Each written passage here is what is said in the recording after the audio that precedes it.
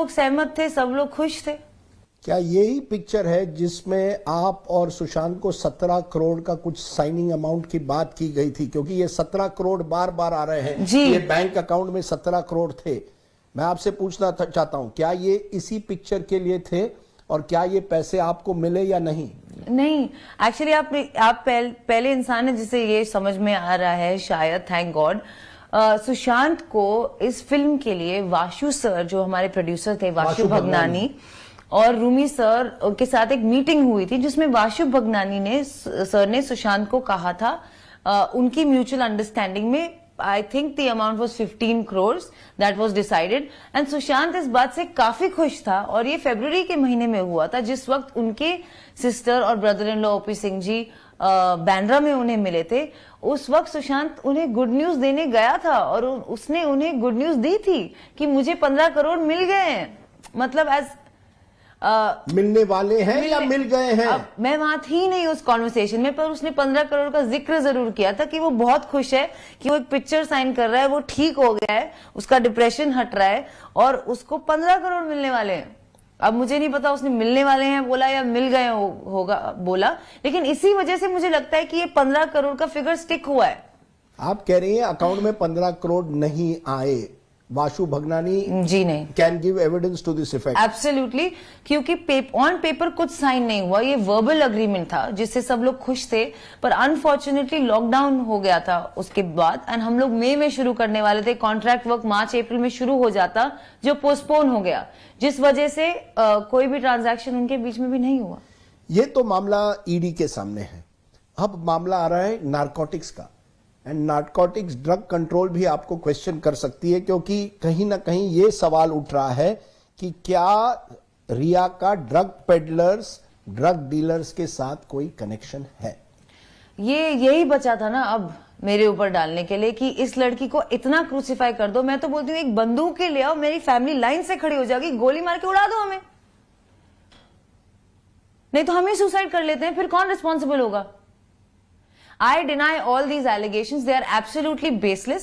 और मैं इनके डिटेल्स में सिर्फ एक रीजन के लिए नहीं जाना चाहूंगी कि ये मेरे आगे के इन्वेस्टिगेशन और केस को तंग कर सकता है। फिर भी मैं पूछूंगा और आप अपना जवाब दे सकती है। 3 चैट्स है। 2017 में एक चैट होती है एक होटेलियर गौरव आर्या के साथ, जहां कहा जाता है कि आप एक तरह से एमडीएमए ट्राई करना चाहती है। आप कहती हैं मैरिजुआना के बारे में बात होती है। In case we speak about hard drugs, I haven't done too much, tried MDMA once. ये मैसेज व्हाट्सएप का सब चैनल्स पर चल रहा है।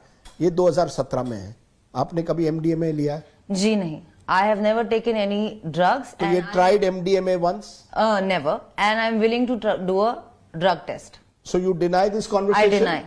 With Gaurav Arya? Yes. You don't know him? No, I do know him, but I deny the contents of this conversation and I will like to reserve the rest of this for the investigation.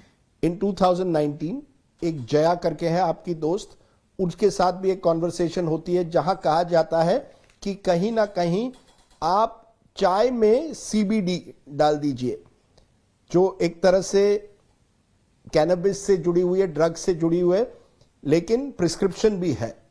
मैं पूछना चाहता हूं आप सुशांत को CBD क्यों देना चाहती थी? यह कहा जाता है चाय के प्याले में आप सीबीडी डालिए। मैं नहीं देना चाहती थी। उन्होंने जया से एक ऑल्टरनेटिव थेरेपी मांगी थी और उनकी आपस में कोई बात हुई थी जिसकी सिर्फ कोऑर्डिनेशन मेरे फोन पे है।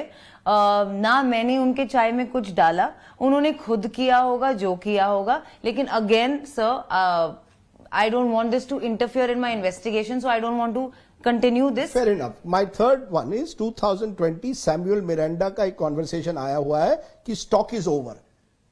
इससे यह पता चलता है कि या तो आप ड्रग ले रही थी या सुशांत ले रहा था। सच्चाई क्या है?